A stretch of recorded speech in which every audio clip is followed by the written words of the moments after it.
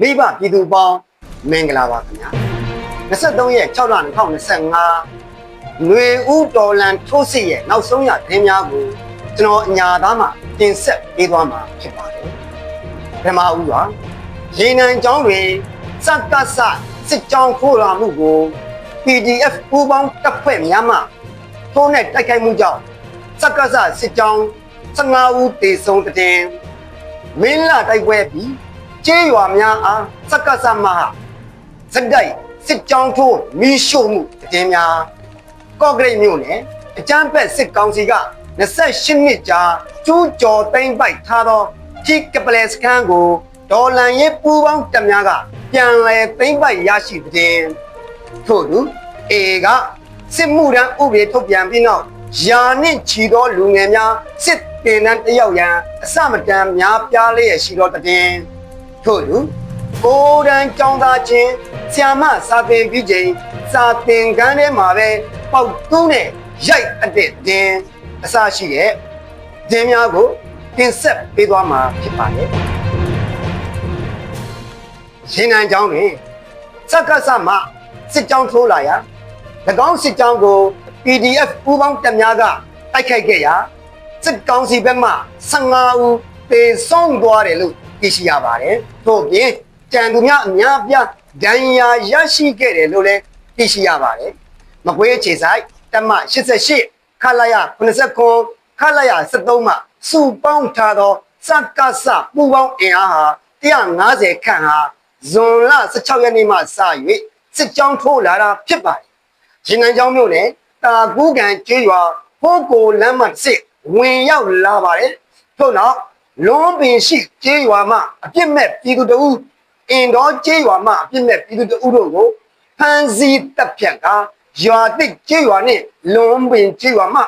ပြည်သူနေအိမ်15လုံးခန့်ကိုလည်း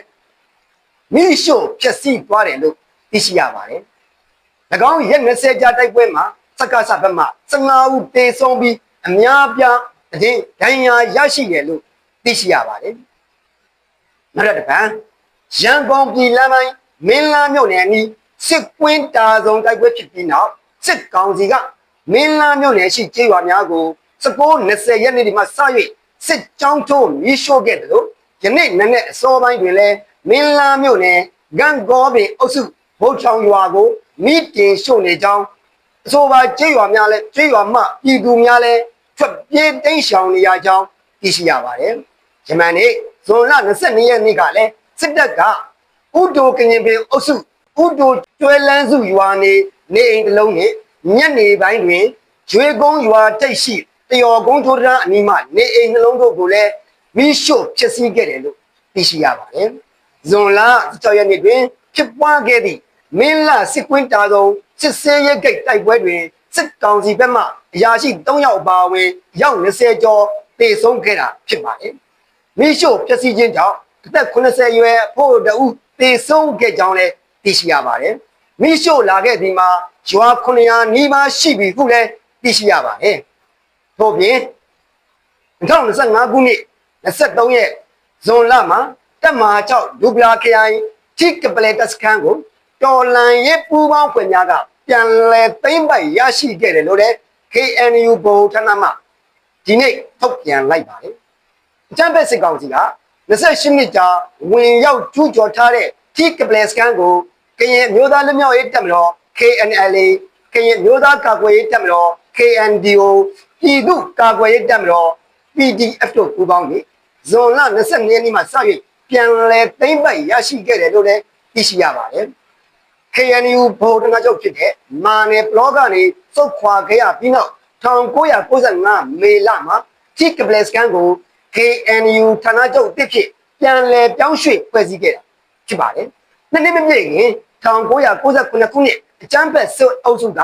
တမန်ကျူးကျော်သိမ်းပိုက်ခဲ့ပါတယ်။အကြမ်းဖက်စစ်အုပ်စုဟာ28နှစ်ကြာသိမ်းပိုက်ထားတဲ့ထိကပလက်စကန်ကိုတော်လန်ရေးပူးပေါင်းအဖွဲ့တွေကຫນွေဦးတော်လန်ရေးအပြင်မှာပဲပြန်လည်ရယူနိုင်ခဲ့ပြီဖြစ်ပါတယ်။နောက်တစ်ပုဒ်နဲ့ရခိုင်မှာအာရခတ်တပ်တော် A ကစစ်မှုထမ်းဥပဒေထုတ်ပြန်ပြီးနောက်ယာနဲ့ချီတဲ့လူငယ်တွေဟာစစ်တင်တဲ့တယောက်ဖို့အစမတန်များပြားလျက်ရှိနေတယ်လို့လည်းသိရှိရပါတယ် အေးထိချုပ်ထားတဲ့နေမြေတွေမှာလူငယ်လူလက်ပိုင်းတွေဟာစစ်မှုထမ်းဥပဒေထုတ်ပြန်ပြီးနောက် AAC စစ်တင်တန်းတစ်ဖို့တက်ကြွစွာပါဝင်လာတာကိုတွေ့ရှိရပါတယ်။၎င်းတင်တန်းဟာ45ရက်သားတင်တန်းဖြစ်ပြီးအမျိုးသားကာကွယ်ရေးပြဋ္ဌာန်းချက်ထုတ်ခင်ကတိုင်းလာရောက်တက်ကြသူတွေများပြားစွာရှိနေတယ်လို့လည်းသိရှိရပါတယ်။ထပ်မံ၍2025ခုနှစ်ဇွန်လဒုတိယပတ်တွင်ကျန်းဖက်စစ်ကောင်စီကိုစွန့်ခွာပြီးအလင်းဝင်လာတဲ့စစ်သားဦးရေစုစုပေါင်း54ဦးရှိပြီလို့လည်းသိရှိရပါတယ်။ထို့အပြင်လက်နက်ချစစ်သုံးပန်းအဖြစ်48ဦးရှိပြီဖြစ်ပါတယ်။အလင်းဝင်လာသူ54ဦးနဲ့17ဦးမှာအဓမ္မစစ်မှုထမ်းတပ်သားများဖြစ်ပြီးရခိုင်ပြည်နယ်မှာအယောက်40တနင်္သာရီတိုင်းမှာ4ဦးပဲခူးတိုင်းမှာ4ဦးမကွေးတိုင်းမှာ2ဦးရန်ကုန်တိုင်းမှာ2ဦးနဲ့စကိုင်းတိုင်းမှာရဲတပ်သား2ဦးသိရှိရပါတယ်။ဖမ်းဆီးရမိတဲ့စစ်သုံးပန်းများဟာဖြင့်စကိုင်းတိုင်းမှာပြည်သူစစ်18ဦးမကွေးတိုင်းမှာအကြမ်းဖက်စစ်သား28ဦးနဲ့မန္တလေးတိုင်းမှာ2ဦးလို့သိရှိရပါတယ်။ဒီတစ်ပတ်လက်နက်ချလင်းဝန်တပ်သားတွေအရေးအတွက်ဟာအင်မတန်များပြားခဲ့တာဖြစ်ပါတယ်။ဇန်နဝါရီလဒုတိယပတ်ထိလင်းဝင်စစ်သုံးပန်း1398ဦးထိရှိလာပြီဖြစ်ပါတယ်။ထပ်မံ၍ကော့တောင်းမြို့အေးငိမ့်အထက်က3စာသင်ကျောင်းတွင်ဆရာမကစာသင်ပြီးချိန်6တန်းကျောင်းသားဖြစ်သူမောင်ပြေဖြိုးမောင်ကိုအတန်းပေါ်ကြော်မိုးဝင်းနဲ့လပြည့်နိုင်ဆိုသူကျောင်းသား2ယောက်မှပေါက်တူးရိုးနဲ့ခေါင်းကိုဝင်ရိုက်တပ်ဖြတ်ခဲ့တယ်လို့လည်းသိရှိရပါတယ်။သူတို့2ယောက်ကကြိုတင်စီစဉ်ထားတယ်လို့သိရှိရပြီးဆရာမစီကတန်ရှင်းလုပ်ဖို့ဆိုပြီးပေါက်တူးရိုးကိုကြိုတင်သွားငှားယူခဲ့တယ်လို့လည်းသိရှိရပါတယ်။၎င်းတပ်သားတို့2ယောက်ကိုခုံအောက်မှာဝတ်ထားပြီးစာသင်နေချိန်နောက်မှနေဝင်ရိုက်ခဲ့တာလို့သိရှိရပါတယ်။ထိုရိုက်ကမှ4ချက်တိရိုက်နေပြီးနောက်မောင်ပြေဖြိုးမောင်တည်ဆုံးခဲ့တယ်လို့သိရှိရပါတယ်။ထပ်မံ၍ဗဒ္ဒနာဒေါက်တာနန္ဒမာလဘိဝန္တကမကထပြုလုပ်လှူဒန်းတည်ဆောက်ခဲ့သောမြစ်တာနန္ဒဆေးရုံရကန်းစီဆေးရုံပေါ်ကိုစက္ကစလေကြောင်းမှာဘုံကျဲချခဲ့တာကြောင့်ပြိခိုက်တည်ဆုံးသူ73ဦးရှိရလို့သိရှိရပါတယ်။လေကြောင်းတိုက်ခိုက်မှုကြောင့်ဆယ်တော်လမ်းခွဲရွာနေဆေးရုံလာရောက်မိဖွာသောနှစ်ရက်သာရှိသေးသည့်အသက်30ရွယ်မိခင်တဦးမှလည်းနေရာမှာတွင်ပွဲချင်းပြီးတည်ဆုံးသွားတယ်လို့သိရှိရပါတယ်။မွေးဖွားခဲ့သောကလေးမမူအသက်ရှင်လျက်ကြံရှိခဲ့တယ်လို့သိရှိရပါတယ်။ပြည်သူ12ဦးဒဏ်ရာရခဲ့ပါတယ်။တားဖွက်မိရဲ့အဆောင်အပါအဝင်ဆေးရုံအဆောက်အုံ3လုံးလည်းပျက်စီးခဲ့တယ်လို့သိရှိရပါတယ်။၎င်းအရာတွေကိုဇွန်လ22ရက်နေ့ည7:00နာရီခန့်အချိန်ဒါဦးလေတက်မှတက်လာသည့်အချမ်းဖက်စစ်တပ်၏ဂျက်ဖိုက်တာတစ်စင်းကလေကြောင်းတိုက်ခိုက်မှုပြုလုပ်ခဲ့တာလို့သိရှိရပါတယ်။နောက်ထပ်တစ်ပတ်အာရခတ်တော် AA ရဲ့ဒုတိယစစ်ဦးစီးချုပ်ဒေါက်တာညိုထွန်းအောင်ရေးသားထုတ်ဝေတဲ့သဘုံဖြူကြပြာစာအုပ်လေလံတင်မှုဟာအမေရိကန်ဒေါ်လာ9000ထိရရှိနေပြီလို့လည်းသိရှိရပါတယ်။သဘုံဖြူကြပြာစာအုပ်ကိုလေလံတင်ရမှာဇွန်လ20ရက်နေ့ကကြပြာစာအုပ်ကိုပထမဦးစွာပိတ်သက်တယောက်ကအမေရိကန်ဒေါ်လာ9000နဲ့ဝယ်ယူအားပေးပြီးသဘုံဖြူစာအုပ်လေလံပြိုင်ပွဲအချိန်ကိုမြင့်တင်ပေးလိုက်တယ်ဟုသဘုံဖြူရဲ့လူမှုကွန်ရက်စာမျက်နှာမှာသိရှိရပါတယ်။လက်ရှိမှာအဲ့ဒီကြပြာစာအုပ်ဟာမြန်မာနိုင်ငံပါဝင်ပြည်ပနိုင်ငံချုပ်မှာဝယ်ယူအားပေးသူများပြားလာတဲ့အတွက်အုပ်ရည်တောင်းထုတ်ဝေမဲ့စီစဉ်ထားပေမဲ့ကြိုတင်မာယူတဲ့စီးတွေရအုပ်ရည်14000အုပ်ထိထပ်မံတိုးမြင့်ထုတ်ဝေနေရတယ်လို့လည်းသိရှိရပါတယ်။အဲ့ဒီကြပြာစာအုပ်ဟာတော်လန်ရေးကာလဖြတ်တန်းခဲ့ရတဲ့စီရေးနိုင်ငံရေးတော်လန်ရေးစတဲ့အကြောင်းအရာတွေနဲ့ပတ်သက်ပြီးရေးဖွဲ့ထားတယ်ဟုသိရှိရပါတယ်။ထပ်မံ၍2025ခုနှစ်ငြိမ်းချမ်းရေးနိုဘယ်ဆုအတွက်အမေရိကန်သမ္မတဒေါ်နယ်ထရန့်ကိုပါကစ္စတန်ကထောက်ခံလိုက်တယ်ဟုလည်းသိရှိရပါတယ်။မကြသေးမီက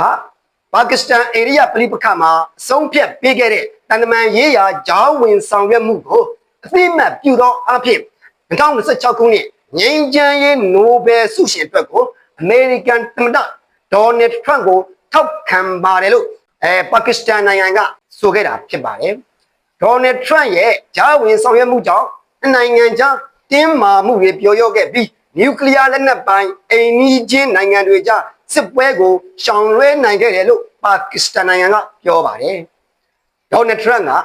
ပါကစ္စတန်စစ်ဦးစီးချုပ်ဗိုလ်ချုပ်ကြီးအစင်းမူနာနဲ့ဗုဒ္ဓဟူးနေ့ကအိမ်ဖြူတော်မှာတွေ့ဆုံပြီးနောက်ပါကစ္စတန်နိုင်ငံကယခုကြေညာချက်ကိုထုတ်ပြန်ခဲ့တာဟုသိရှိရပါတယ်။ US ကအီရန်၏နျူကလ িয়ার နေရာများတွင်ဘန်ကာဘုံစလေးလုံးတိုးဟော့ဒုံးကြီးဒါဇင်ကျော်နဲ့စစ်လေယာဉ်125စင်းကျော်တို့ကိုအသုံးပြု၍တိုက်ခိုက်ခဲ့တာဖြစ်ပါတယ်။အီရန်နိုင်ငံသားရေးဝန်ကြီးရုရှားသမ္မတပူတင်နဲ့ဆွေးနွေးရန်အတွက်ရုရှားနိုင်ငံမော်စကိုမြို့သို့ရောက်ရှိနေတယ်လို့လည်းသိရှိရပါတယ်။အမေရိကန်သမ္မတထရန့်ကအီရန်ကိုတိုက်ခိုက်ခြင်းဖြင့်ပန်ဒိုရာတစ်တာကိုဖွင့်ထားကြောင်းရုရှားကသတိပေးလိုက်တာကိုလည်းလူမှုကွန်ရက်စာမျက်နှာပေါ်တွင်ရုရှား၏ရေးသားချက်ကိုသိရှိခဲ့ရပါတယ်။မိဘပြည်သူပေါင်းကိုယ်စိတ်နှပြချမ်းသာချမ်းသာကြပါစေ။